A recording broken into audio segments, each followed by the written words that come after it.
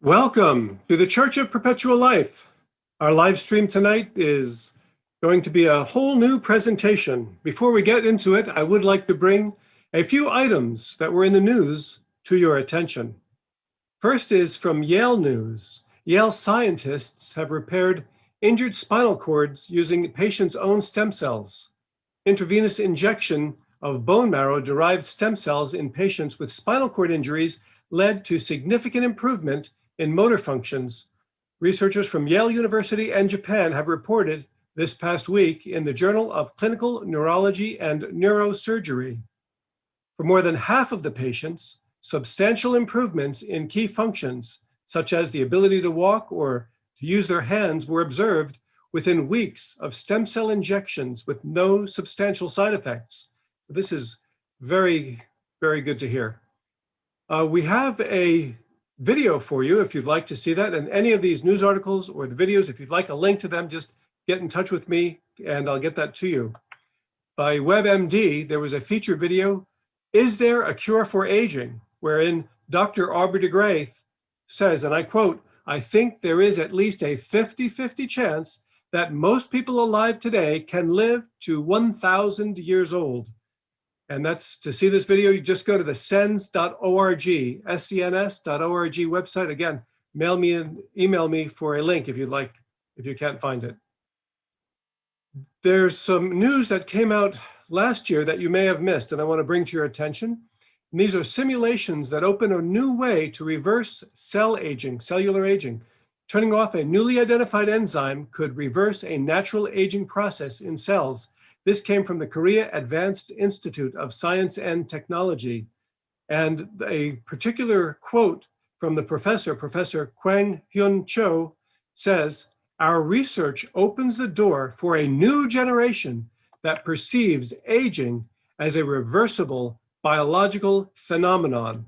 And I've got to say to you, we are that generation. All of us, the members of the Church of Perpetual Life, are the generation that we believe in reversing biological aging within our lifetime.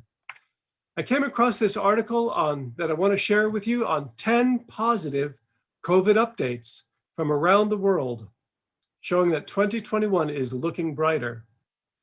One of those updates is the coronavirus numbers are finally dropping in the United States. Not only hospitalizations, but the 7-day average of coronavirus cases has dropped significantly, cut by 1/3 since the January 12th peak. And this is according to the COVID Tracking Project. A second update is medical schools are being inundated with applications from those who want to join the field of medicine. The number of students applying to medical school for the upcoming 2021 academic year is up by 18%, a huge spike compared to the previous year, and also a record considering that the Association of American Medical Colleges usually sees an increase of about 1 to 3% from year over year. So that's great news. The 1/3 thing that I will give to you now, this was in the newsletter, there's 10 positive COVID updates, but one more thing I want to bring to your attention, India and New Zealand are buying vaccines for neighboring countries who cannot afford them. A beautiful story. It's inspiring to see countries pledging to deliver vaccines to neighboring nations who might otherwise have trouble getting doses for their populations. As part of its vaccine diplomacy campaign, India plans to offer 20 million vaccines to Nepal, Bhutan, Sri Lanka, Myanmar, Bangladesh, Afghanistan, and other countries, with many of these aid shipments being completely free. Meanwhile, the New Zealand government has earmarked $53 million to make sure its Pacific Island neighbors have access to safe and effective COVID-19 vaccines, which they might not otherwise be able to afford. So we applaud those nations. We applaud all that's going on. If you'd like to see the rest of those good news articles about COVID, go to the newsletter or let me know. I'll send you a copy of that. Our next monthly service will be Thursday, March 25th at 7 p.m. and you can find us through our live stream. The link will be in the upper left corner in our website. This service will be an all new and much needed age reversal update by Bill Falloon. Let's go to our main introduction now from the church. Welcome to the Church of Perpetual Life. My name is Neil Vandery. I'm your officiator here at the church. If this is your first time joining us at Perpetual Life, I'd like to invite you to join our email list so that we can get you updates on all that is going on with Radical Life Extension, and so that we can let you know what's going on at the church. You can join our email simply by sending me a message at neil@churchofperpetuallife.org, or send me an email through our website at perpetual.life. I understand that there are many people all over the world and all over the country creating watch parties using these presentations for their presentations, and I would recommend that you can also use our YouTube recordings as well. I'd like to invite you to have events like that in your communities. So often I'm contacted by people that say, is there a Church of Perpetual Life in their area? And no, there is not. This is the only one in the world. So join us. Luckily, we do live stream our presentations, and we have these recorded. So join us here. I miss you. I hope that we can get back to meeting in person. When COVID-19 passes, then I look forward to doing that. Please join me while I recite our creed. We believe that all of life is sacred and that we have been given this one life to make unlimited.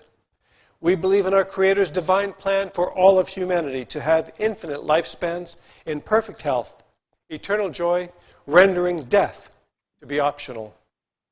By following our gospel, we achieve eternal life, creating a heaven here on earth. We also follow Nikolai Fedorov, who taught that the transcendence of the Creator will only be solved when humanity and our unified efforts become an instrument of universal resuscitation, when the divine word becomes our divine action. We follow Arthur C. Clarke, who said, the only way to discover the limits of the possible is to go beyond them into the impossible. And so we enter each day energized in spirit and empowered by the words of our prophets to live in joy, serving our Creator and all of humanity forever and ever. As you know, RadFest was this past October, and they had many amazing presentations at RadFest, which you can sign up for and see if you just go to radfest.com, RAADfest.com. Please be sure to share this event and this presentation, this live stream, with all of your friends and family, all of those that you love. Here at Perpetual Life, we follow the prophet Arthur C. Clarke, who said, when a distinguished but elderly scientist states that something is possible, he is almost certainly right. And when he states that something is impossible, he is very probably wrong. We also follow the prophet Nikolai Fedorov's philosophy of the common task for humanity. Fedorov believed, as we do here, that we should divert human energies away from wars and dissensions and toward measures for protecting mankind against natural disasters like floods and hurricanes and droughts, and especially aging, and to transform nature from a temporary enemy into an eternal friend. The Church of Perpetual Life is a transhumanist church. We are a science and faith-based church, and our faith is in the Creator and in the humanity to find ways toward a healthy, unlimited lifespan. Because of the COVID outbreak, we're not having any in-person meetings, so we invite you to join all of our meetings live stream until we get back to in-person meetings. I hope you enjoy this evening's presentation. So now let's bring Dr. Matt Kaeberlein into our stream. And let's introduce, we're very happy, we're excited to have Dr. Kaeberlein tonight with his presentation, Targeting Biological Aging, a New Paradigm for the 21st Century Medicine. He's a professor of laboratory medicine and pathology at the University of Washington School of Medicine, with adjunct appointments in genome sciences and oral health sciences.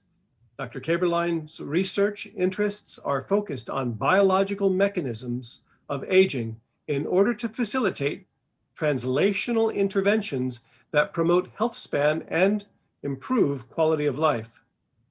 He has published more than 200 scientific papers and has been recognized by several prestigious awards, including Young Investigator Awards from the Ellison Medical Foundation and the Alzheimer's Association, the Vincent Cristofolo Rising Start in Aging Research Award, the Murdoch Trust Award, the NIA Nathan W. Schock Award, and the Robert W. Kleemeyer Award from the Gerontological Society of America, the GSA. Dr. Kaeberlein has been awarded fellow status with the American Association for the Advancement of Science, the American Aging Association, and GSA. Dr. Kaeberlein is currently the CEO and chair of the American Aging Association and has served on the board of directors for the Federation of American Societies for Experimental Biology and AGE, and on the Council for GSA. Dr. Kaeberlein is the founding director of the University of Washington Healthy Aging and Longevity Research Institute, the director of the NIH Nathan Schock Center of Excellence in the Basic Biology of Aging at UW, a director of the T32 Biological Mechanisms of Healthy Aging Training Program, and as I mentioned, the founder and co-director of the Dog Aging Project. Let's welcome Dr. Matt Kaeberlein. Great, thank you, Neil. I will share my screen. That was an extremely kind introduction. I'm exhausted hearing about all of that stuff that I'm doing, but it's really a pleasure to be here and to be able to tell you a little bit about the work that we're doing in my laboratory. What I really want to start with, though, is sort of a big picture discussion of the biology of aging and why it's important to study the biology of aging and its connection to the multitude of age-related declines in function and diseases that that go along with the aging process. So I think this is important because traditionally, when researchers have approached human health or physicians have thought about human health, it really has been from the perspective of focusing on individual diseases. And so this is what I think of now as 20th century medicine, or maybe even 19th century medicine.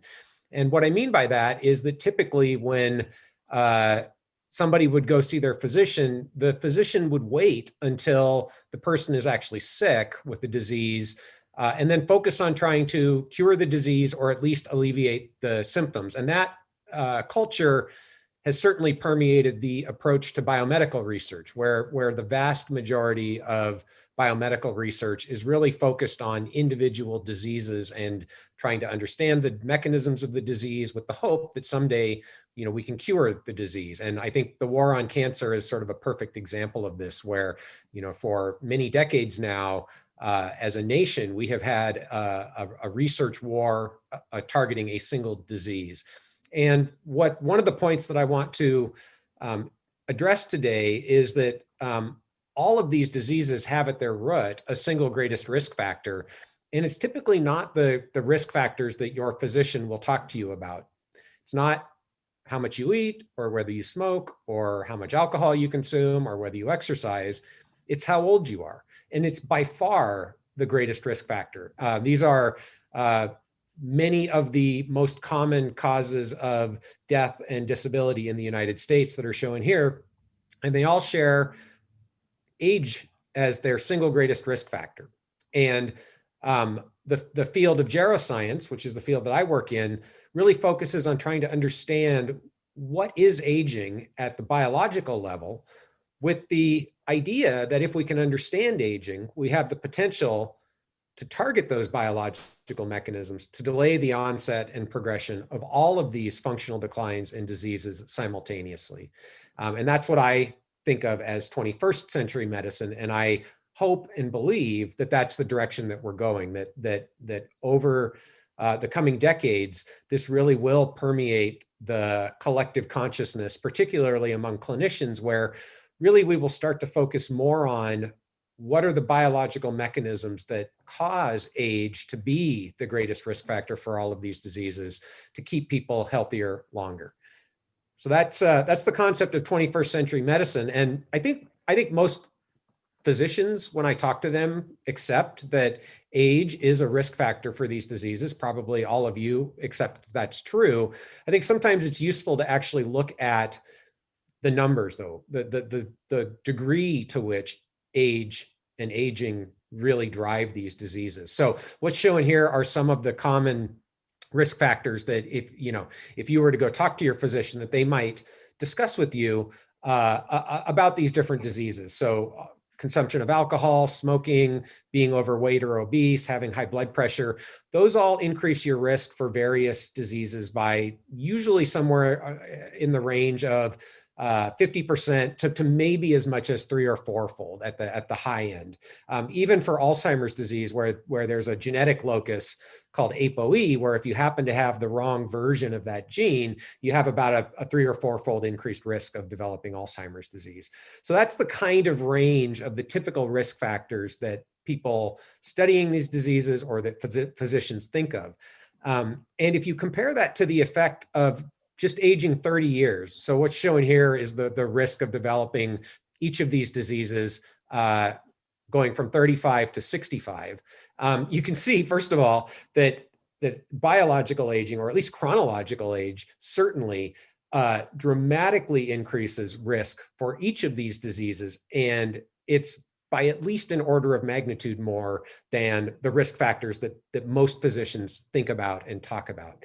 And I think it's reasonable, at least historically, that physicians haven't thought a lot about age or aging as a risk factor, because there was this perception that there's nothing we can do about it. It's sort of inevitable. It's just the sort of wear and tear that happens with time. And what I think is important now to continue to communicate is that that's changed, that we now actually understand biological aging to an extent where it is probably modifiable. And so that means that we really should be thinking about how do we target aging to have an effect on this dramatic increase in risk for all of these diseases. And you can also ask from the effect of life expectancy at the population level, what would the impact be of disease first approaches, which again, that's 19th century medicine, 20th century medicine, versus the approach that I'm advocating for, which is to actually target biological aging. And so several people have done this. This actually is based on initial work from J.L. Shansky and colleagues, looking at the impact on life expectancy for a typical 50-year-old woman from curing individual diseases. And it turns out that the CDC does a really good job of keeping track of what people die from. So this is actually pretty easy to calculate with a high level of precision. What would the expected or average effect be from curing cancer for a typical 50-year-old woman? And it turns out that if we could cure all forms of cancer, that would give a typical 50-year-old woman about 3 years of added life expectancy. So when I first saw this, I was actually quite surprised. I thought that the effect of curing cancer would be much bigger than this, especially given that, as I already alluded to, we've had a war on cancer for many decades, right? It turns out that at the population level, it's not that big of an effect. And I just want to say very clearly, at the individual level, curing disease is immensely important. If someone you love has cancer, you want that cancer gone. So that's true. But at the population level, the impact of curing diseases, at least on life expectancy, is not that big. Cure heart disease, it's about the same. It's about a 3 or 4 year increase in life expectancy. And even if you could cure both of those, you only get about 7 years of added life expectancy for a typical 50-year-old woman. So not huge effects. Now, if we compare that to the predicted effect of slowing aging, and I think we need to be honest, we haven't done this in people yet. We haven't proven that you'll get the same magnitude of effect in people that you can achieve in laboratory animals. But this magnitude of effect is, I would say, now commonplace in laboratory animals, in laboratory mammals like mice and rats.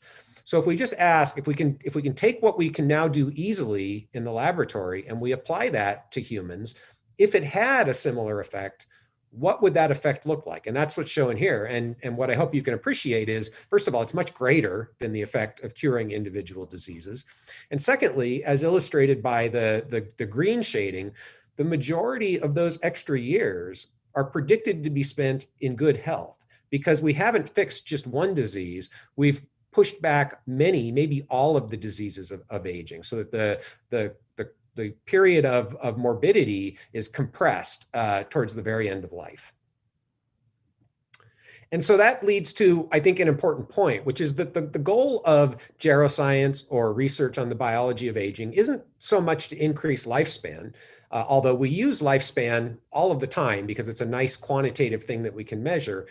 The goal really is to maximize the healthy period of life, to push those diseases of aging back as far as possible towards the end period of life. Now, I should say, experimentally, it's been my experience that those two things don't really uncouple, that when you slow aging and push the declines in function and diseases of aging back, you also tend to increase lifespan. And that's exactly what we would expect.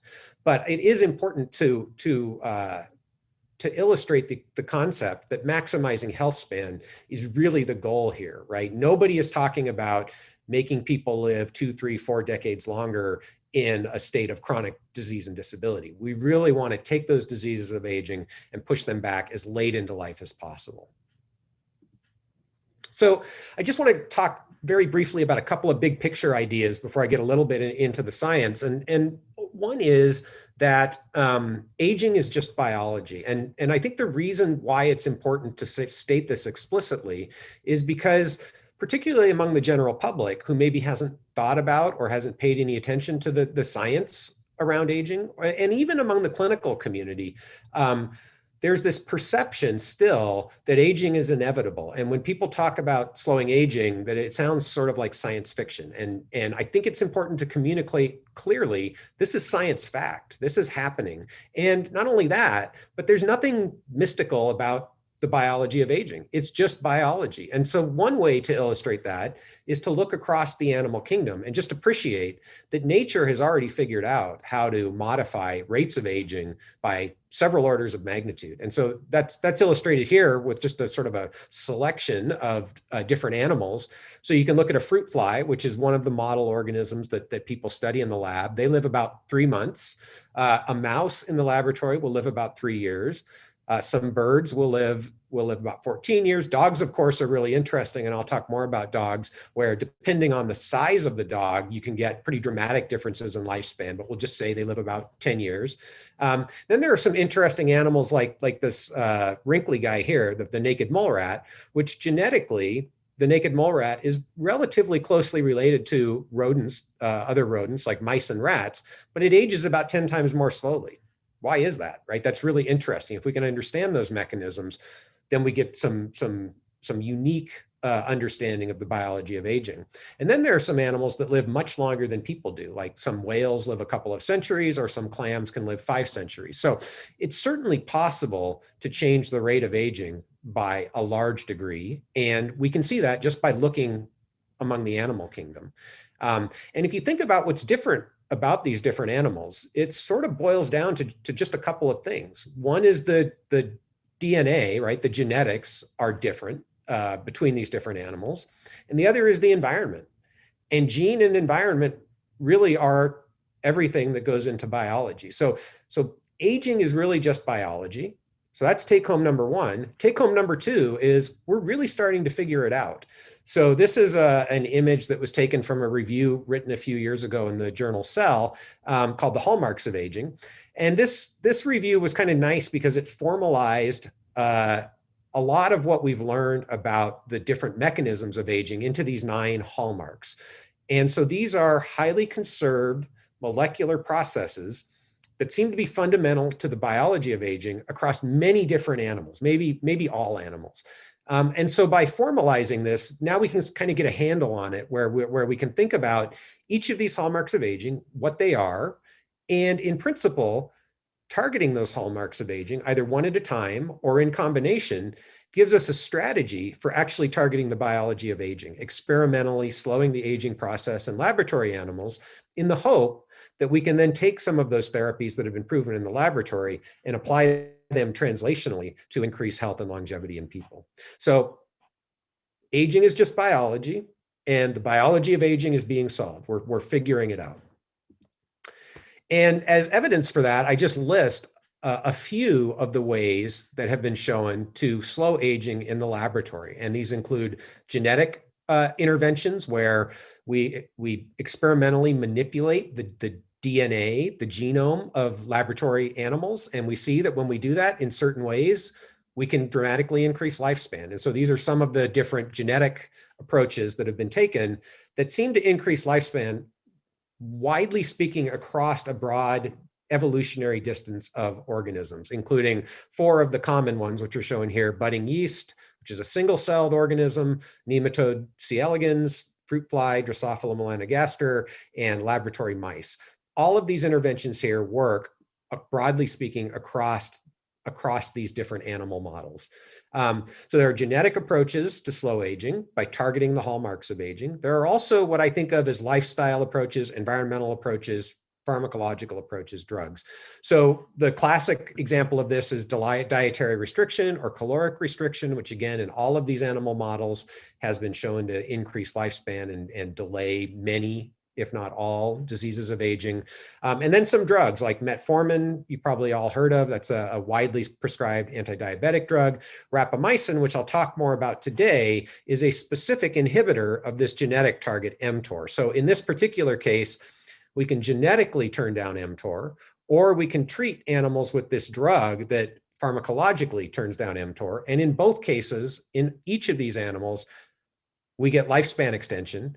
And to the extent that we can measure it, which is a little bit different in different animals, it seems to be the case that many of the declines in function in diseases that go along with aging are delayed, or as I'm going to tell you in a minute, in some cases actually seem to be reversed, which is really exciting and I think a little bit unexpected. So what is mTOR? mTOR you can think of as sort of a key decision maker in the cell. So what mTOR really does is it helps the cell sense the environment, and then depending on what the environment is like, make a fundamental decision. And that fundamental decision is, should I grow and reproduce, or should I shut off reproduction and become stress resistant?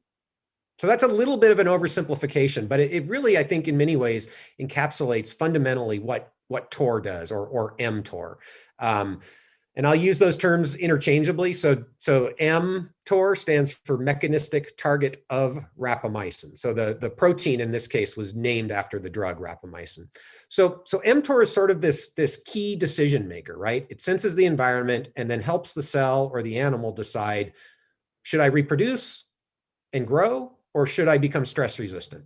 And if you think about the sort of the key environmental features that are really important for making that decision, how much food is around is a really, really important factor to consider, right? Because it's a really bad idea, no matter what animal you are or what type of organism you are, it's a really bad idea to have a lot of babies if you don't have any food around to feed them. And so that's one of the things that mTOR is particularly sensitive to. It senses food availability in the environment in particular, and it can do that a couple of different ways. It can directly sense nutrients available in the environment, particularly amino acids, which are the building blocks of protein. And then it also responds to hormones that sense the availability of food, like growth hormone or insulin, like growth factor 1. And so mTOR then sort of interprets that information from the environment. And if there's a lot of food around, then it helps the cell to grow and reproduce. If there's not a lot of food around, then mTOR kind of puts the brakes on reproduction or replication and induces a stress-resistant state. And I go through this because I think it's important to appreciate the reason that turning down TOR seems to affect aging probably isn't because mTOR or TOR evolved to affect aging. It's because being stress resistant is really helpful if you want to live a long time. That's at least the hypothesis. Mechanistically, we know that turning down mTOR with the drug rapamycin, or genetically, or by restricting food, has an effect on all of these aging hallmarks. All of the hallmarks of aging are impacted by TOR through some of these different mechanisms, like affecting stem cell turnover, cellular senescence, inflammation, protein synthesis, mitochondrial function, autophagy. So mTOR is a really nice target to think about for affecting aging, because it's one thing you can hit that then has an effect on multiple downstream processes that we think are important for aging. So the drug rapamycin I've already introduced, that's a drug that inhibits mTOR. So in some ways you could think of rapamycin as tricking the organism or the cell into thinking that there's not very much food around. It's a drug that even when there's a lot of nutrients around, turns down mTOR as if there weren't a lot of nutrients around. It's got sort of a cool backstory. Rapamycin was actually discovered from soil samples on Easter Island, which is also known as Rapa Nui. That's where the drug gets its name from. And I'm telling you about it because it's by far the most effective longevity drug to date in laboratory animals. Again, I think it's important to make the differentiation. We don't know yet how effective any of these interventions are really going to be at slowing aging in people. I think we're getting closer to having that information, but we don't really know yet. But in laboratory animals, rapamycin is absolutely the gold standard for pharmacological interventions that slow aging. Many labs have reproduced lifespan extension from rapamycin up to about 30% average lifespan. And importantly, it has these effects on aging even when you start the treatment in middle age. And that was a little bit of a surprise when that was first discovered. But I think it's also really important because, again, if you're thinking about an intervention that you might want to translate to humans, you really want something that you don't have to start as a teenager, right? First of all, most teenagers aren't going to actually consistently take a drug or do an intervention for the rest of their lives. Can you hear me? Okay. And then secondly, the risk of side effects goes up dramatically if the longer that you have to take the intervention. So what we're really interested in are interventions that can be started in middle age. The other thing about rapamycin that's important to appreciate is that not only does it increase lifespan in mice, but it appears to slow aging across many different tissues, multiple tissues, including brain, heart, immune, muscle, oral cavity, kidney. So it really seems to be the case that it's slowing aging broadly, not just extending lifespan. So increasing health span at the same time that lifespan is being increased. So you might ask, based on that, why isn't everyone taking rapamycin? And I think, first of all, again, we don't know for sure that rapamycin is going to have the same effects in people. And secondly, it's got sort of a bad reputation among clinicians. And that's, I think, largely due to historical factors. So this is a list of some of the side effects that have been associated with rapamycin. But I think it's really important to appreciate that the vast majority of patients who have taken rapamycin have taken it for organ transplant to prevent organ rejection. So they're sick. There's a reason why they needed an organ transplant. They're taking high doses of the drug, and they're usually, in fact, always going to be taking a variety of immunosuppressants on top of rapamycin. So the side effect profile is real in those patients. It's not terrible, not life-threatening typically, but it's real. And for that reason, rapamycin has a bit of a bad reputation among clinicians. What is emerging is that in healthy people taking lower doses of rapamycin, the side effect risk is actually extremely low. It might even be safer than aspirin. Certainly there are people who would argue that. But it's taking a while for the clinical community to get over the sort of stigma that the drug has. And I think it'll still take a little bit longer. I mean, we really need to get high quality data to really convince people that at the lower doses that seem to have effects on age-related indications, that the drug does not have a large number of side effects. But given this stigma, we set out a few years ago to try to ask the question, maybe you could get some of the benefits for aging from even transient treatments. And the idea there is that short-term treatments with the drug, first of all, your risk of side effects is lower. And even if you have some minor side effects, you might tolerate them for a few weeks or a few months if you knew that you only were taking the drug for a short period of time and then the side effects would all go away. So there's some evidence in the literature to actually support this idea. So the idea here is, or the question is, would short-term treatment with rapamycin have an effect on aging in mice? And so one piece of evidence supporting that comes from work from Peter Rabinovich's lab at the University of Washington. There's pretty much identical data from Simon Melov's lab at the Buck Institute showing that 10 weeks of treatment with rapamycin in old mice. So in this case, the mice are 20 months old. That's maybe the equivalent of a 60-year-old person, can reverse certain features of cardiac aging. And so this is the actual data. I'll just take you through it to illustrate the effects because they're actually quite interesting. So these are two different measures of what we call left ventricular function. So the left ventricle is one of the chambers of the heart. And you can think of these measures as a measure of how big that is. So there's hypertrophy in the heart that happens with age. So the size, the mass of the left ventricle, and then how well it's functioning, E to A ratio. You can really just think of that as how effective is that chamber at pumping blood out with each beat of the heart. And that goes down with age. So that's true in people. In mice, they saw the same thing. So the way that this data is plotted is there's animals before the 10-week period and animals after the 10-week period. There are young mice that didn't get the drug. There are old mice that did not get the drug. And then there are old mice that got rapamycin. And the white bars are before, the black bars are after. So if you look at the left ventricular mass index, one thing that's very easy to appreciate is when you go from young to old, there's a big increase in LVMI, right? So there's hypertrophy of that chamber. And there's no difference before the treatment, at least no statistical difference between the old control mice and the old mice that are going to get rapamycin, because this is before. If you look at after the treatment, however, there's a big difference. Here are the old mice that did not get rapamycin. Here are the old mice that got rapamycin. And in fact, the old mice that got rapamycin look a lot like the young mice that didn't get rapamycin. So for this particular measure, you could say that rapamycin reversed the increase in LVMI, the age-related increase in LVMI after only 10 weeks. If you look at E to A ratio, it's a similar story, except going the opposite direction, where there's a decline in function with age in the old mice that are not going to get rapamycin. Before the treatment, the old mice that are going to get rapamycin look exactly like the old mice that get the control. After the treatment, there's this big difference where the old mice that got rapamycin have a function much better than the old mice that got the control. And it looks a lot like the young mice. So for this particular functional measure of cardiac function, rapamycin also reversed the age-related decline. So that's pretty impressive. 10 weeks of treatment for at least these measures of heart function, you can see a complete reversal of the age-related decline in mice. Something similar is true for immune function, or at least vaccine response. And obviously vaccine response is a topic that's on everybody's mind these days.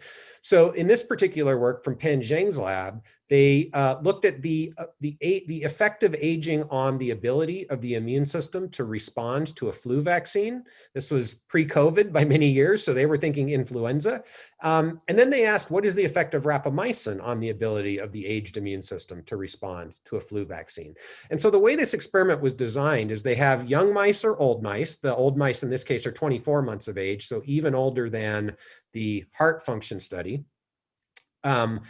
They get either a control or rapamycin for 6 weeks, and then they get a flu vaccine, H1N1 influenza variant in this case. They get a vaccine, and then in order to see if the vaccine worked, the mice are actually challenged with influenza. And this is a challenge where in a non-immunized background, it's lethal, and that can be seen here. So this is the survival data after this influenza challenge. And so the first thing to appreciate is that if you're a young mouse and you don't get vaccinated, that's the solid line right here. If you're a young mouse and you do not get vaccinated, but you are then challenged with influenza, you will die on average in about a week, okay? So like I said, this is a lethal challenge in the non-vaccinated state. If you're a young mouse that gets vaccinated or immunized, you're completely protected. And this makes perfect sense, right? The flu vaccine works really well with a young immune system that can respond to the flu vaccine. The first thing that was really striking to me when I first saw this data is what happens if you're an old mouse, not anything to do with rapamycin, just being old. What happens?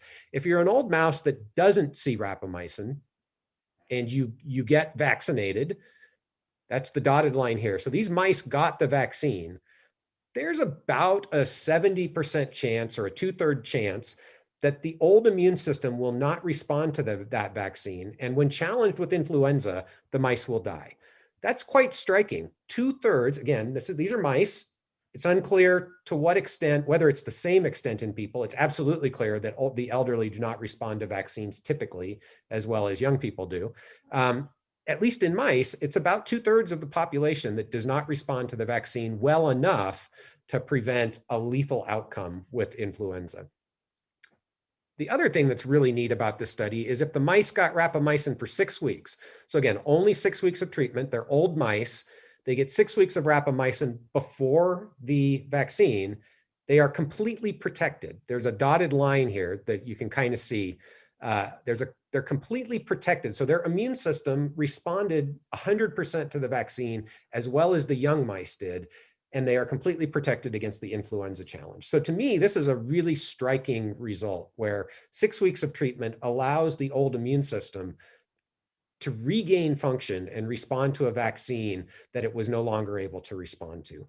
And there are 2 phase 2 clinical trials for a rapamycin derivative called everolimus that support the idea that this effect probably is at least partially conserved in people. So one of the studies showed an improvement in flu vaccine response in healthy older people after 6 weeks of treatment with everolimus. And the other study showed that those people also then go on to have fewer respiratory tract infections. So it seems to be the case that maybe not even only for vaccine response, that there is a general boost in immune function in healthy older people from inhibition of mTOR, which is pretty exciting. And then I'll just show you a third example of a completely different tissue where we also see reversal of age-related phenotypes. So this is now looking at oral health. So periodontal disease in particular. This is work of John Ahn, who is a former graduate student in the lab and now a faculty member at the University of Washington. John is a dental PhD student, or he was when he was in my lab. And he presented to me the concept, which I hadn't really appreciated, that periodontal disease is a disease of aging very much like heart disease, diabetes, Alzheimer's disease. If you look at the prevalence of the disease as a function of age, it looks very similar. In fact, it's even more prevalent in the population than most of the age-related diseases that we talk a lot about or hear a lot about. Something like 2/3 of people over the age of 65 will have clinical periodontal disease. And that's important, you know, in part because it's uncomfortable, right? It's uncomfortable to have painful gums or inflamed gums. You lose bone, you lose your teeth. That's not a great thing. But it's also the case that people who have periodontal disease are at higher risk of dementia and cardiovascular disease and diabetes. So there's a clear link. I don't know if it's causal or not, but there's a clear link between risk of periodontal disease and all of these other age-related diseases. So John sort of presented this idea to me and asked whether or not he could come to my lab to try to study this in mice and to understand, you know, are the mechanisms of biological aging actually impacting aging in the oral cavity, which I first of all was sure that would be the case. Like, it would make no sense that the mouth is going to be fundamentally different from every other part of the body with respect to aging. And so we set out to ask this question in mice. And so John, first of all, just asked, could we detect periodontal disease as part of normal aging in mice? And he looked at 3 clinically defining features. He looked at the amount of periodontal bone, which is shown in these micro CT scans here. He looked at gingival inflammation, looking at proteins that we know are associated with inflammation in a variety of tissues, and he looked in the gums and the periodontal bone. And then he also looked at the oral microbiome. So people talk a lot about the gut microbiome, but there's also a microbiome in your mouth, which is really important and is different. It's obviously related, but different composition to your gut microbiome. And there's a lot of thought that dysregulation of the oral microbiome contributes to bone loss and inflammation in the mouth. So we looked at these 3 clinically defining features of periodontal disease. We saw that indeed mice, as they're aging, develop periodontal disease.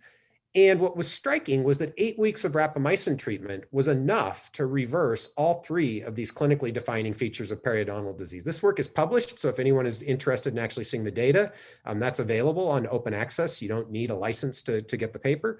But what's shown here is just one example, and I show this because it's kind of striking to actually see the bone regrow in the same mouth over just an 8-week period. So this is the same mouse, the same teeth, micro CT images. You can see there's a clear empty space here where the bone has receded from the teeth, where that is now filled in 8 weeks later after rapamycin treatment. So it really seems to be the case that, again, for this third completely different tissue, that we're seeing a pretty robust reversal of age-related phenotypes from short-term rapamycin treatment.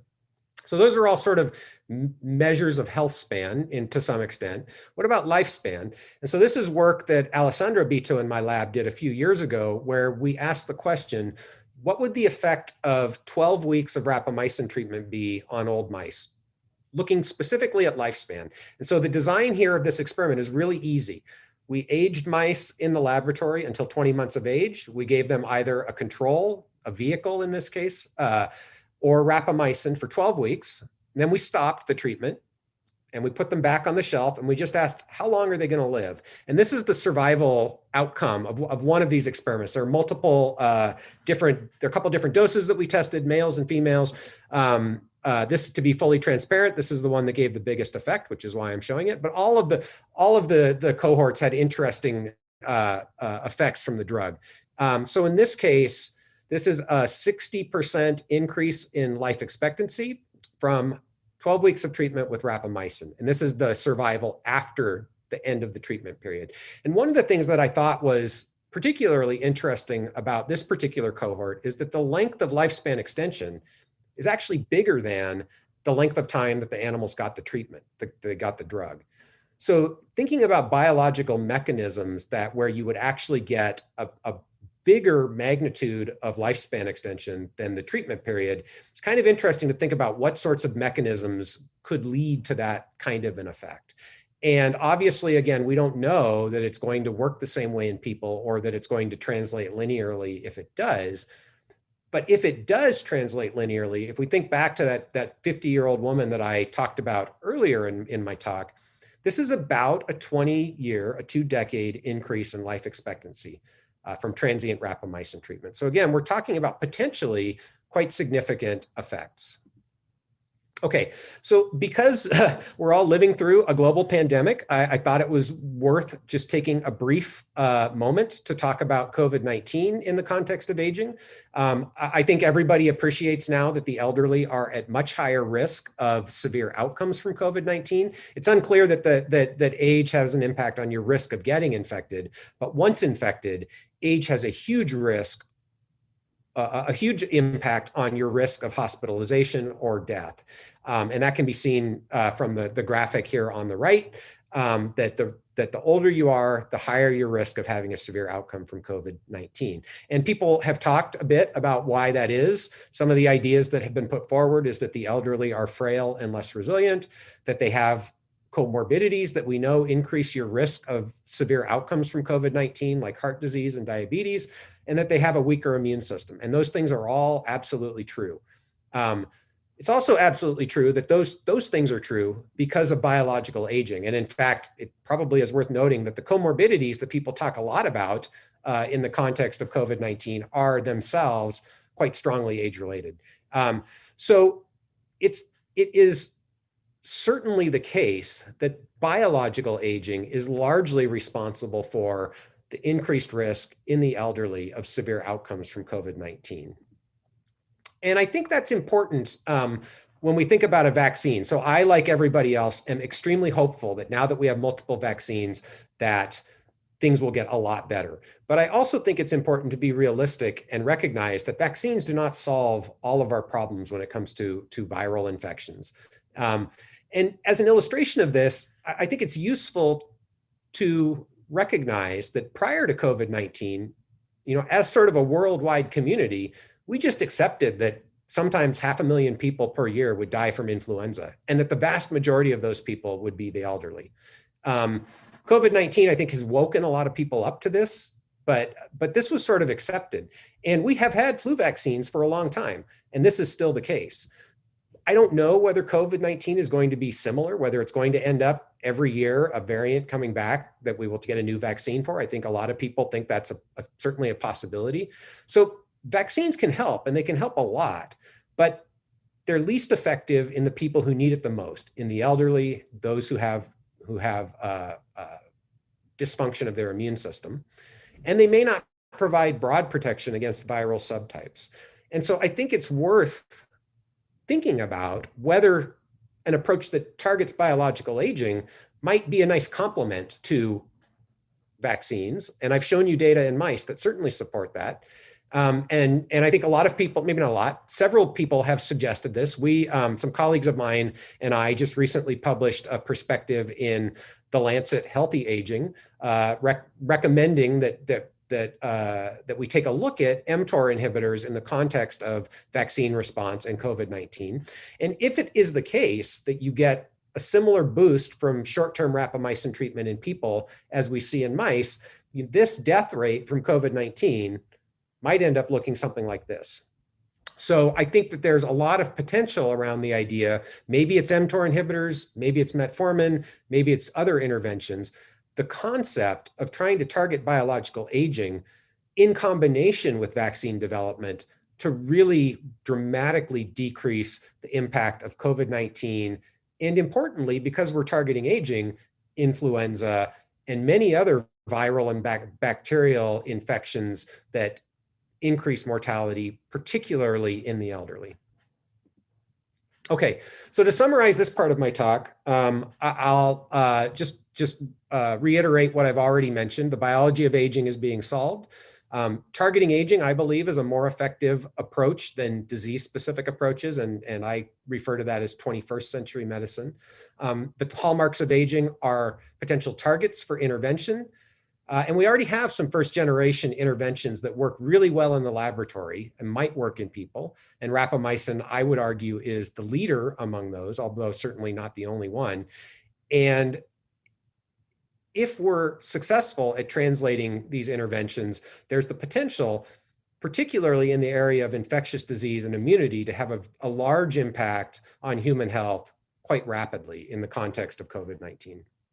Okay, so now I'll switch gears a little bit and just finish up by talking about one project out of the lab currently called the Dog Aging Project.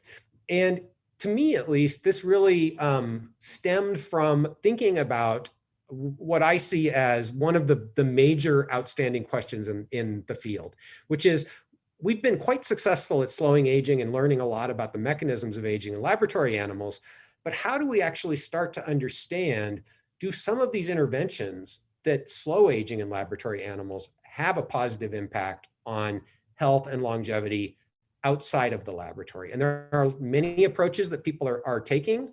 The approach that we're taking, though, is to ask this question first in companion animals and companion dogs in particular. And so this is the Dog Aging Project. This is my dog. His name is Dobby. And I want to note that this arrow here is double-headed. So absolutely, one component of the Dog Aging Project is to learn about the biology of human aging. I think much of what we learn about aging in dogs will be relevant for humans. But I also think it's important to explicitly state that there's intrinsic value in increasing the health and longevity in our pets. And I think anybody who is a dog person or a cat person will appreciate this, that our pets have a huge impact on our quality of life. And if we can help them have longer, healthier lives, that has a direct benefit for quality of life in people and in our pets. So there are two components to the Dog Aging Project: longitudinal study of aging, which is observational, to define the genetic and environmental factors that influence healthy aging in pet dogs.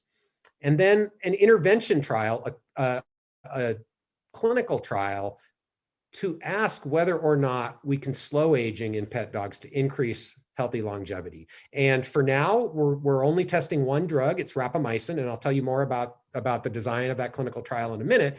But my vision is that this will also be sort of a proof of principle to set the stage for future studies, because rapamycin, as I've already suggested, is the best candidate we have now, but it will absolutely be the case that over the coming years that additional interventions that hopefully work better than rapamycin will be discovered. And I think that this model is potentially a path to testing interventions in a socially relevant animal model in a reasonable time frame. So one question people might ask is why pet dogs, in particular, companion dogs? There are many reasons. These are just a few. One is that dogs age very much like people do, but of course they age more rapidly. We're all sort of familiar with the idea that 1 human year is about 7 dog years. That's not a perfect equivalency for sure, but it's pretty close. And really all that's saying is dogs age about 7 times faster than people do. The implication of that, though, is that we can do studies of aging in dogs 7 to 10 times faster than you can do the same sorts of studies in people. And for a longitudinal study of aging, where we're following individuals over much of their lifespan, in 10 years in dogs, we can accomplish what it would take 7 decades to accomplish in people. So there's a lot of value in a rapidly aging animal that shares the human environment. Dogs have a sort of interesting and unique phenotypic diversities. And what I mean by that is almost any trait that you look at in dogs, the diversity is greater than it is in people. So just think of body size in a Chihuahua versus a Great Dane. So they have a large amount of diversity for lots of different traits. And that's complemented by this sort of unique genetic architecture where we have purebred strains, which are very inbred. And then on top of that, we have mixed breed dogs, which are very genetically heterogeneous. And that architecture is extremely powerful for mapping genetic variants to individual traits like lifespan or like age-related disease incidence. And so that combination is actually quite powerful from a scientific perspective. Importantly, dogs share the human environment, and that's something we really just can't capture in a laboratory setting. And that the graphics here sort of illustrate this in a what's meant to be humorous way. So there are, just like in people, there are rich dogs. I don't know if you can see this, but this is the dog. This is the dog house. There are poor dogs living on the street in this case. There are active dogs that exercise a lot, and there are dogs with some questionable lifestyle choices.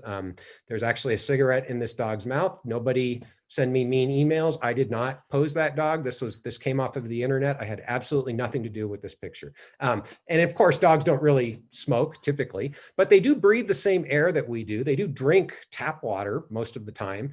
And so there is this environmental component that we can actually study and try to understand which aspects of the environment are most important for aging. People love their dogs, and all of the owners participating in our study are true citizen scientists. And as I've already mentioned, our hope and expectation is that what we learn from this study will improve the quality of life, hopefully the quantity of life as well, for the pets and for their owners. This is the structure of the dog aging project. Right now, there is a large group that we hope will at some point exceed 100,000 dogs. We're up to almost 30,000 dogs now in the dog aging project pack. To be part of the pack, all you really have to do is go to the Dog Aging Project website, dogagingproject.org, nominate your dog. You will then be invited to complete a survey called the Health and Life Experiences Survey, or HLES is how we shorten that. That's a survey that is fairly comprehensive and tries to understand your dog's health history, your dog's environment at home, the kind of food that the dog is eating, a variety of questions to try to get as much information about your dog and its environment and its health status as possible. And once you do that, you're in the pack. We also ask the owners to send in electronic medical records, veterinary medical records, to give us a secondary health record, but that's not required to be in the pack. So pretty much anybody, at least in the United States, can be a member of the Dog Aging Project pack if you have a dog. And then from the pack, dogs are selected based on certain criteria for other higher resolution groups. One is the foundation group. Every dog in the foundation group will have their genome fully sequenced, so we will get high resolution genetic information on all of these dogs. We're funded at this point to sequence 10,000 dog genomes. Our hope is that we will get that number up. Ultimately, I would love to be able to sequence the genome of every dog in the pack if the owners desire that. And then 1,000 dogs will be selected for what we call the precision group. And this is sort of the systems biology part of the study, where every year, in addition to the survey and genome sequencing, the dogs will go to their veterinarian, and from those veterinarian visits, we will get the health records from the vet, but also blood for metabolomics, epigenetics, fecal microbiome studies. So those dogs, every year, we will get sort of high resolution information on the biology of those dogs. There's also a group of dogs that we call the Centenarian Dogs. Those are obviously not dogs that live 100 years, but they're dogs that live exceptionally long for their breed and body size. The idea being there that maybe there's something in their genome or their environment that we can associate with their exceptional longevity. And then there's the clinical trial, which we call Triad, for test of rapamycin in aging dogs. So we are at about 28,000 dogs in the Dog Aging Project pack. This shows you a sort of a geographic distribution of the Dog Aging Project pack. This is our 25,000th dog in the Dog Aging Project pack, a gorgeous German Shepherd mix named Sage. And so again, from everybody in the Dog Aging Project pack, we have a health history of an extensive survey data on that dog, environment, their home life, their diet, activity level, geographic data on air and water quality based on where they live. And so we're just starting now to get this data. Like I said, we've got almost 30,000 dogs that we now have survey data for. We're just now really starting to analyze the data. So this is a very sort of early snapshot.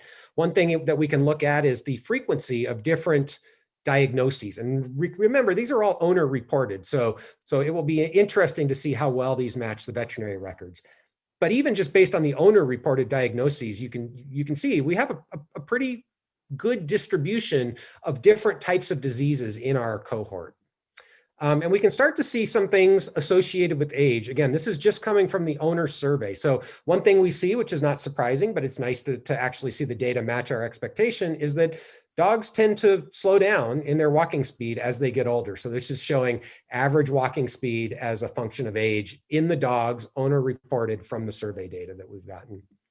We can also look at disease incidence as a function of age. And I'll just note for you, this is a log scale here. So we're going up by 10-fold increments. And you can see for kidney disease, just like in people, there's a sort of a linear relationship logarithmically to disease incidence or risk as a function of age. So kidney disease in dogs goes up logarithmically, just like it does in people. And you can see that if you look, we can break this out by size, and there's differences by size. We can also break it out by sex, which is what's shown here with the red and the blue. And there's even more striking differences in kidney disease risk between males and females. In all body sizes, males seem to be, they show a similar age-related trajectory, but they seem to be at lower risk of kidney disease in dogs. We can look at cancer. Again, logarithmic scale, function of age, small, medium, large, and giant.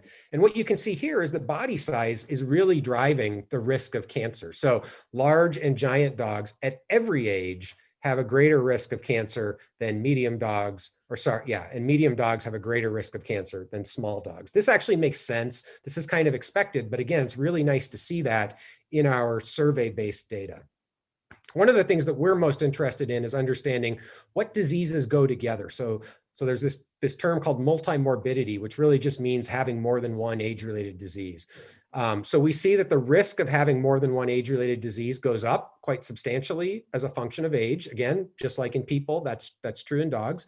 But we can now start to build networks and ask which diseases go together. And this is just a really sort of early snapshot. So don't worry at all about what this network looks like. I'm just making the point that as we start to go through all of these 30,000 records now, we'll have the opportunity to really start to understand which diseases of aging tend to go together. In some cases, it'll make perfect sense, but in other cases, I think there will be some surprises that come from that, and maybe giving us clues as to mechanistic connections. Okay, so that's the longitudinal study. Now, just in the last couple of minutes, I will introduce you to Triad, the test of rapamycin in aging dogs. And as I've already mentioned, the goal here is to really determine, does rapamycin increase health span and lifespan in companion dogs? The rationale for this, I think I've hit pretty hard today. Rapamycin is the most effective longevity drug in laboratory animals. And we've got some preliminary data, even in dogs, that give us some sense of optimism that this might work. We have completed a 10-week randomized clinical trial that's been published, where we saw no evidence for significant adverse events. and at least some evidence for a restoration of heart function that looked very much like the data from mice that I showed you earlier. So the first thing I want to mention is this is true in people and it's true in dogs. It's probably even more true in dogs. When you're talking about a study of aging in healthy older people or animals, there's a very low willingness or risk of side effects. So everything has to be done with safety in mind, safety first. So one of the real challenges with testing interventions that might target aging is if they have real strong risks of side effects, it's really hard to do that because the population that you're testing it in, sort of by definition, isn't sick yet or isn't really sick yet. So we've done a lot to address safety. I mentioned the completed clinical trial, which was primarily a safety trial. We have an animal welfare advisory board and an NIH mandated data safety monitoring board.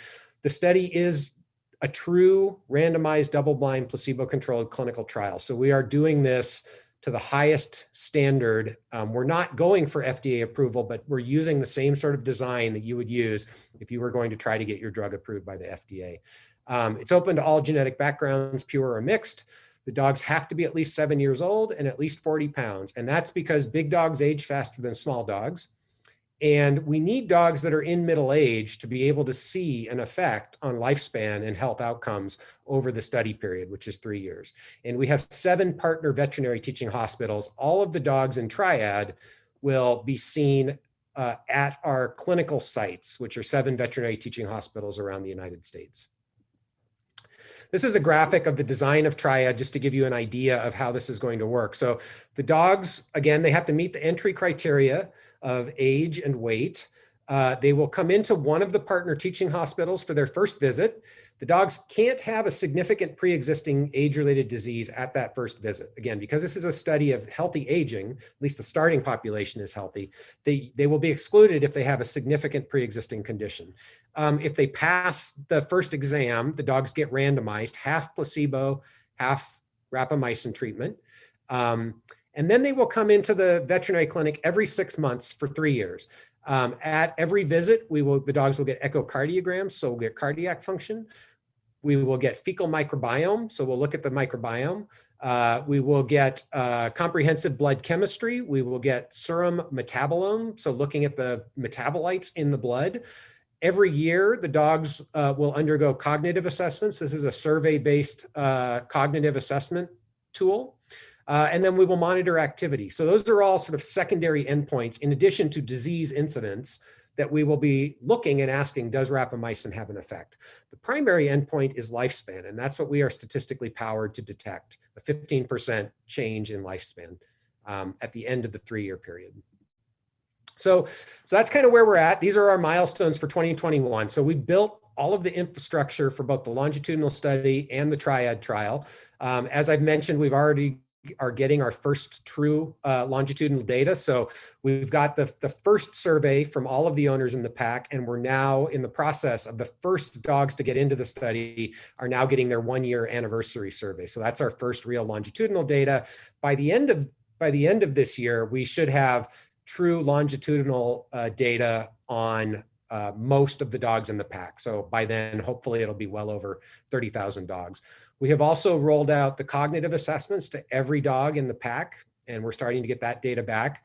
Our goal for 2021 is to get 5,000 foundation dogs enrolled. Actually, we're thinking now we'll shoot to get all 10,000 foundation dogs enrolled, between 500 and all of the precision dogs enrolled. And by the end of 2021, we should be on target to have 100 dogs enrolled in Triad, with the rest of the dogs enrolled in Triad by the middle of 2022. I hope that the pack will be over 50,000. And so with that, I will stop and just make the plea that if you love dogs and you are interested in the science of aging, you should join the Dog Aging Project. And this is the website right here. You can go and nominate your dog and you will be a citizen scientist having an impact on biological research and aging. This couldn't happen without a super fantastic team at many different institutions. There are too many people part of the Dog Aging Project team for me to recognize all of them right now. I do want to specifically mention Daniel Promislow, who's at the University of Washington. Daniel and I are co-directors of the Dog Aging Project, and Daniel is the PI on the NIH grant that funds a large portion of the Dog Aging Project. And Kate Creevy, who is our Chief Veterinary Officer at Texas A&M University, and really also is a co-director of the Dog Aging Project. And of course, like I said, we have a really fantastic team of great scientists and veterinarians and staff helping to really push this project forward. So with that, I will stop, and I understand that there may be some questions that have come in through the chat, and I'll be happy to answer those now. I would also be happy to answer any questions that come up later. I'm easy to find on Google. You can tweet at me, and there's my academic email address. And so with that, I think I will stop the screen share if I can. Wonderful. Thanks. Yes, Dr. Kaeberlein, thank you very much on behalf of everyone here at the Church of Perpetual Life. We are so grateful for your presentation this evening and all of the work that you are doing. It's a very ambitious project, this project. Thank you for doing that. That's I'm gonna have to see if I can get my puppy in your study. Absolutely. We've had a number of questions, and I would invite anyone that is now watching the live stream to type your questions into the chat. But let me go right into those questions that have been given. And before I go into the first question, I want to mention the concept of the longevity escape velocity, LEV, longevity escape velocity.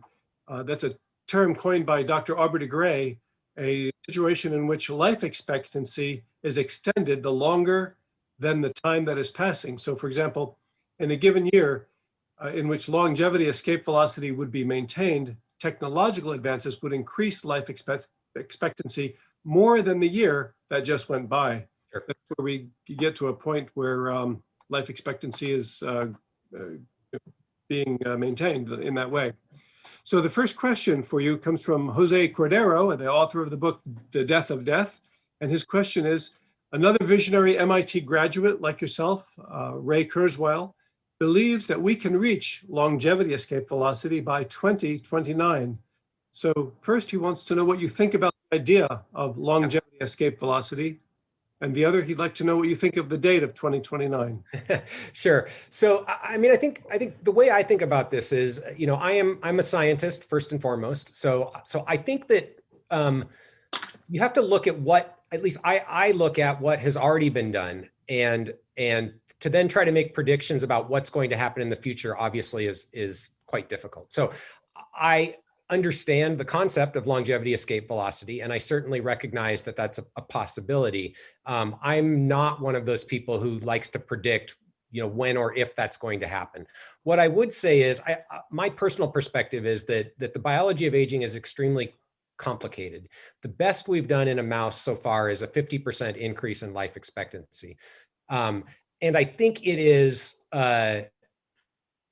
difficult to believe that it's going to be easier to do that in people than it is in mice. So starting from that framework, you might think that that almost might seem pessimistic, right? That it's going to be extremely hard to get to the point where technology is going to outpace advances in life expectancy. The other thing I should say is we've been able to increase lifespan by 50% in a rat since 1935. Right? So this is not, it's not like we have made huge gains in that metric. What we have made huge gains in is understanding how to do that, what the mechanisms are. I think what's an unknown is how quickly can we translate the mechanistic understanding to actually having an impact in the clinic. And there are a variety of factors that that complicate that prediction beyond just biological discovery.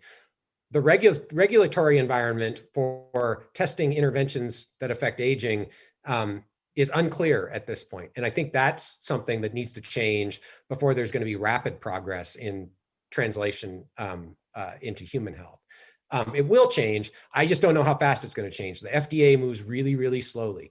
The other thing I should say is it's a little bit unclear. So most of what I talked about today are biological mechanisms to target aging. I didn't talk at all about strategies that are being developed, engineering strategies to overcome some of the things that break with aging.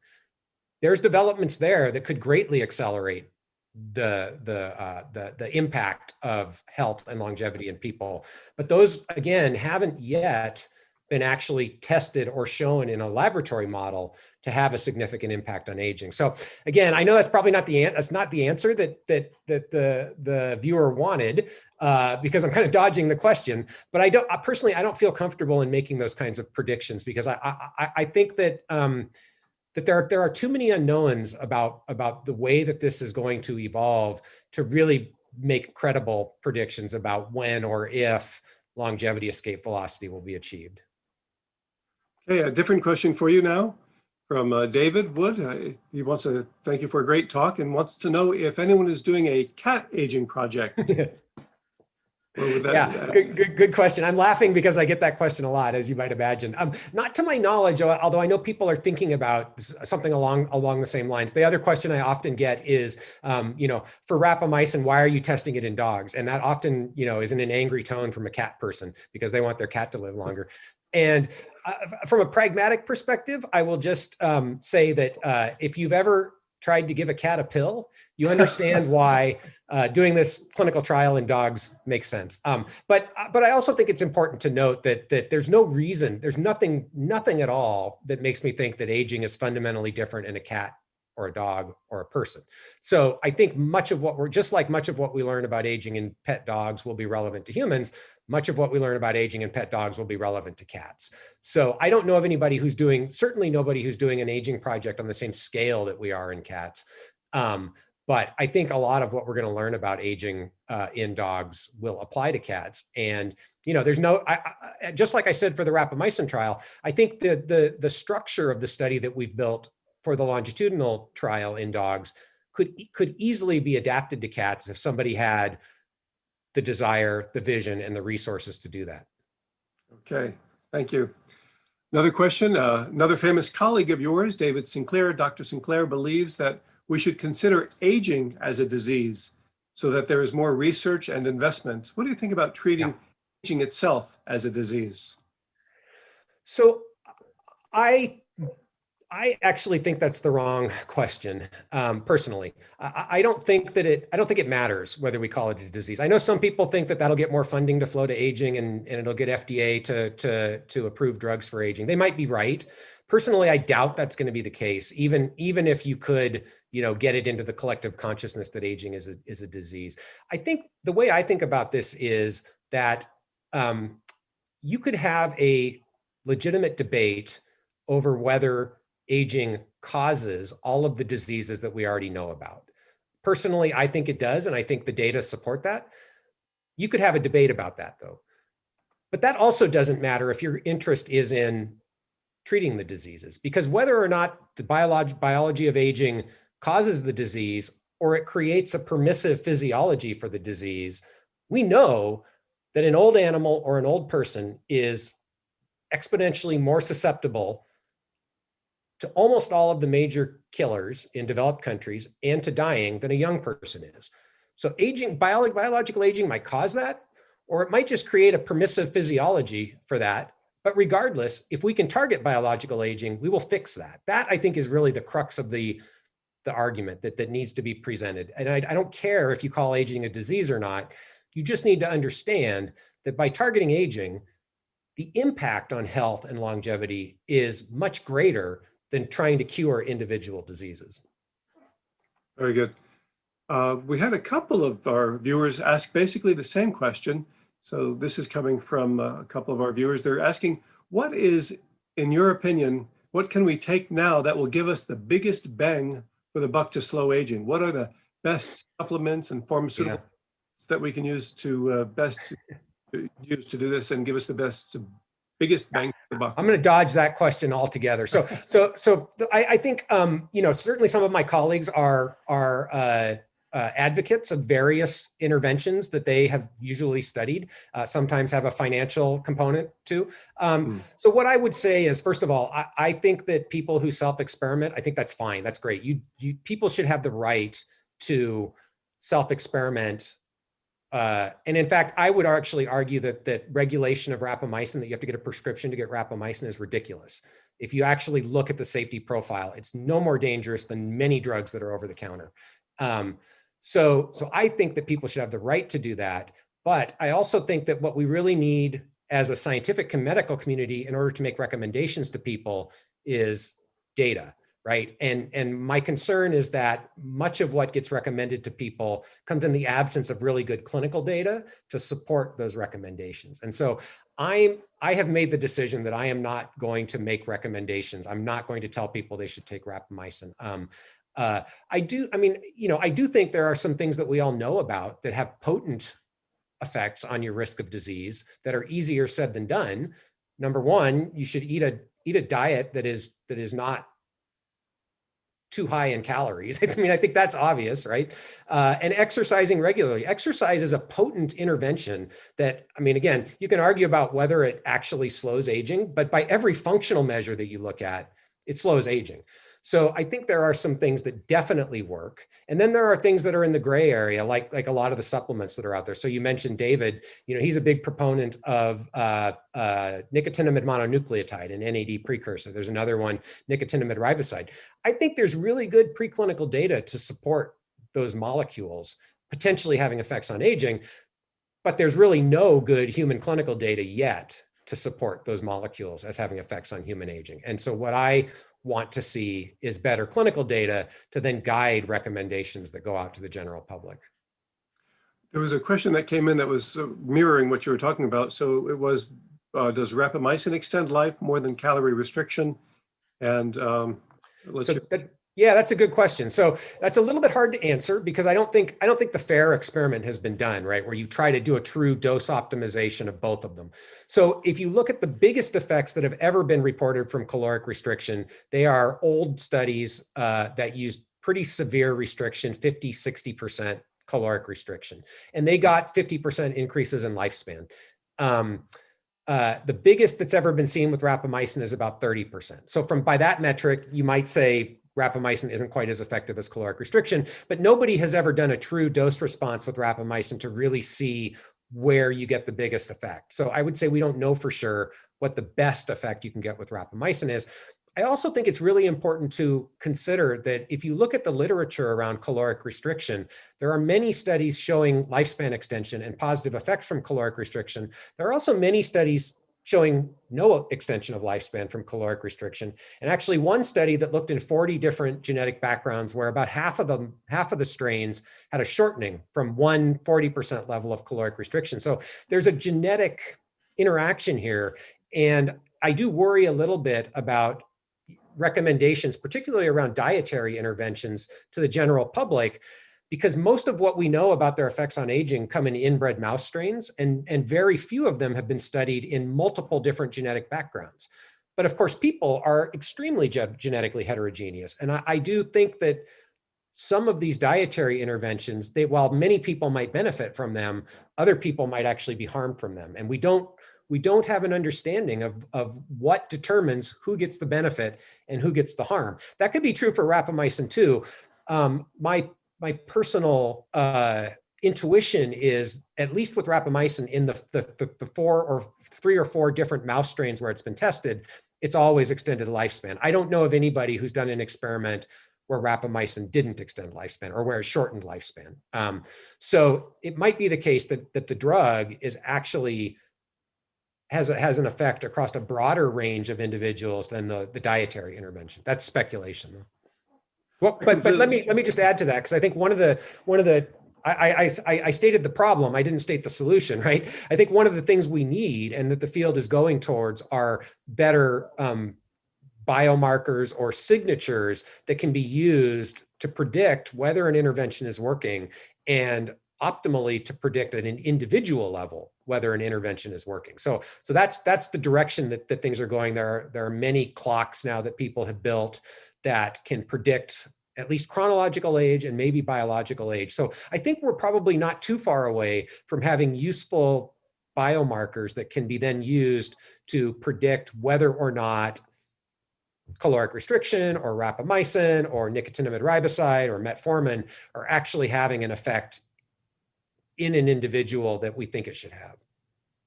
And that's the point of view that I take. I'm often asked, what should the person do? And each person is different. Each person should have a different diet. Each person is going to have a different protocol. There's not going to be one thing that fits everybody. And it's important, it's vital for the person, the individual, to take charge of their longevity and charge of their health span and to determine what things are working for them. Yeah, I actually think that's a really good point, and that's the approach that I take. Like, I know dietarily what works for me, right? And it took me a while to figure it out, but I figured it out. And I think everybody's going to be different, and you have to be aware of yourself and how you're feeling, and actually pay attention to it, right? In order to accomplish what you just said, which is to take control of your own health and longevity. Yes, I know there are many members of the church who are practicing calorie restriction, others who are taking rapamycin, some doing both, and other things as well. So anyway, we'll go on to the next question concerning yours and Dr. George Church's dog longevity treatments. How would they compare, and when are results expected from each group? Who else is working on dog rejuvenation? Good question. So the only other group I know that has a true aging study other than ours at this point is a group that's working with Cornell on a sled dog project. So they are testing reverse transcriptase inhibitor for effects on aging in retired sled dogs at Cornell. It's a pretty small study compared to ours, but they're the only ones I know who are doing a true aging study. Like I said, I think from ours, we will have all of the dogs enrolled by middle of next year, and then it's a 3-year study. So it's, again, because it's a double-blind, placebo-controlled study, we aren't going to actually know the outcome for a few years. And I think that's just what you have to accept for an aging study. It's certainly faster than it would be in people, but it's not overnight. The technology that you're talking about that I know of, and I don't, I'm not directly involved with George or the company that they spun on. I mean, I know George, but I'm not directly involved with them. That's a very different technology. So ours and the sled dog study are both small molecules. Their technology is a gene therapy, right? So they're actually modifying, at least in theory, the genome of the target animal. They published a paper showing that they could have effects on cardiac function and metabolic function in mice through this approach. I believe they have some preliminary data in dogs, but I have not seen any publication from them supporting the idea that this technology is effective in dogs. They have a company, I think it's Rejuvenate Bio, that is moving this forward. And I anticipate, that they will hopefully move forward into clinical trials within the next couple of years, and then we'll see if it works. I will say, I think with that particular technology, you don't go right to aging, right? You don't go directly to lifespan, because it's a gene therapy based technology, which has a huge amount of potential, but also a lot of bad stigma associated with it. You want to be careful. You're making a permanent modification to the genome that you really can't undo. So you want to know that that works safely before you start treating animals that aren't sick, right? And FDA is going to require that, and the owners are going to want that. So I anticipate that what they'll do first is go to a disease model. I had actually heard that they were looking at mitral valve disease in dogs, which is a valve on the heart, right? So valvular degeneration in dogs with age is a big problem in certain breeds. And there's a genetic therapy that they could introduce to try to treat that specific disease. So it's my guess they won't go right to aging, that they will try to go after a specific disease indication first. Thank you. There's a question that came in here just now on whether rapamycin apparently can increase the severity of cataracts for some people. Yeah. Is that limited to conventional dosing regimens? Would someone with cataracts need to worry about them worsening if taking a low dose of rapamycin? So I may not be aware of all the data that's out there. The only link that I really know of that is convincing between rapamycin and cataracts comes from one of the first studies using the encapsulated rapamycin in mice, where they saw an increased risk of cataracts. That actually hasn't replicated in later studies. So I think even in mice, it's a little bit unclear whether that's a real risk of rapamycin. So I don't really know of anything that makes me concerned. I mean, we'll obviously look at cataract incidence in the dogs, but I don't know of anything that really makes me concerned that that's a real likely outcome either in dogs or in people. And those mice also were taking rapamycin from 9 months of age until the end of their life. So that's kind of a lifelong treatment. I think that's the study that they saw the cataract formation in. Okay, thank you. There's a question from David Wood. He says, I think that you said that the 1-year review was coming up for the first batch of triad dogs. Do you expect to notice some divergence in the results at this stage between the control and the treated groups? So if I said that, I misspoke. So we are enrolling dogs in triad. We don't have dogs that are going to be in the study for a year. So we have dogs in the longitudinal study that are coming up on their 1-year survey longitudinal analysis. So the owners will get the survey again and update us on any health changes. But triad, we're not to that point yet. I expect that, we'll have the first dogs in study for a year, May of 2022. But because it's a double-blind, placebo-controlled, randomized trial, we won't be unblinding until all of the dogs get through the study. Okay, thank you. Peter has asked, he says, I take rapamycin 2 milligrams once weekly with grapefruit juice and lets it dissolve in his mouth. Is there any evidence for topical intraoral absorption? Oh, a good question. I don't know the answer to that. I suspect that would work. I suspect it would work fine, but I actually don't know if there's evidence for that or not. Okay.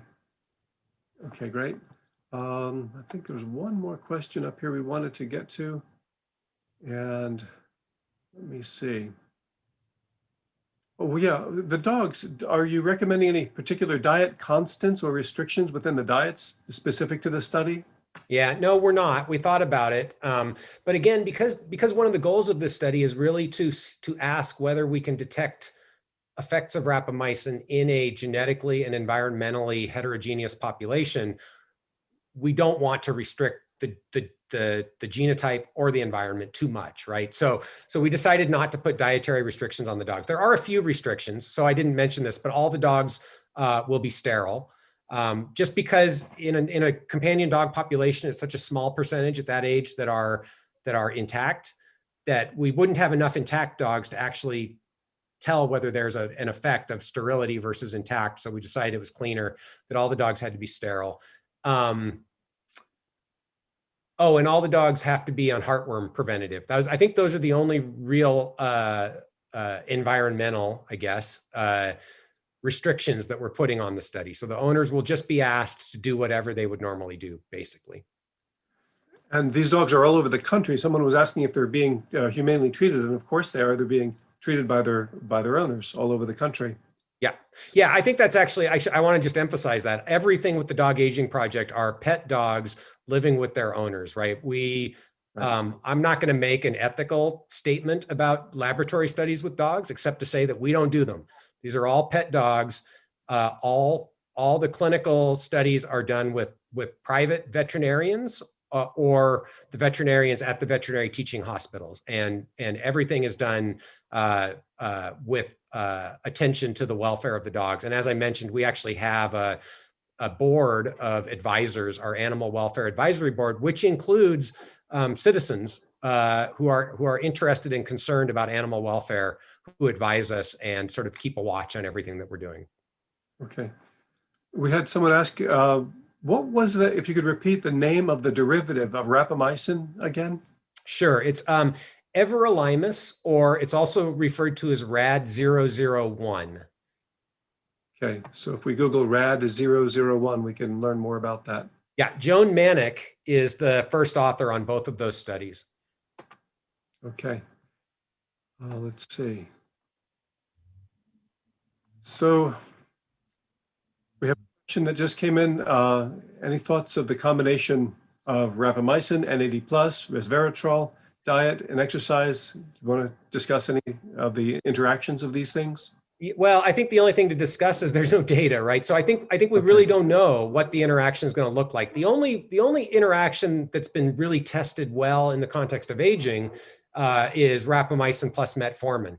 And that was done in mice. And it seemed to be the case. It's hard to tell if they lived any longer than rapamycin alone. Again, I alluded to this, but metformin doesn't actually increase lifespan in mice most of the time. So they certainly lived longer than the mice that got metformin. It's a little bit unclear if they lived longer than the mice that got rapamycin alone, but the double treatment did seem to have some what might be positive effects on metabolic markers compared to rapamycin alone. But that's the only combination that I'm aware of in mice that has been studied in the context of aging. I think it's a super important question. it just really there really hasn't been much research on that. Okay. And so I want to just wind up with the reiteration of our organization or our church, the members of the church. We refer to ourselves as immortalists because we do want to live as long as possible. Our objective is to live an unlimited lifespan. As I mentioned earlier in this service, Dr. Aubrey de Grey has said that the first person to live to be 1,000 has already been born, and perhaps there's a 50% probability, there's a 50-50 probability that we will have the opportunity to be able to live to be 1,000 years old. The gentleman asking the question would like to know what probability you would give toward the possibility of being able to reach 1,000 years.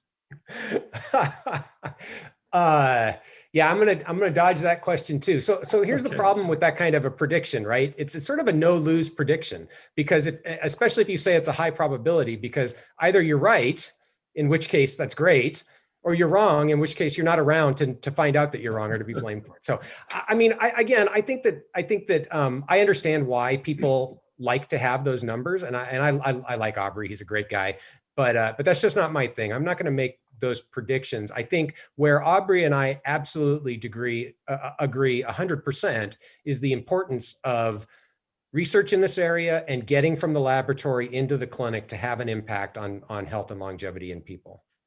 Excellent.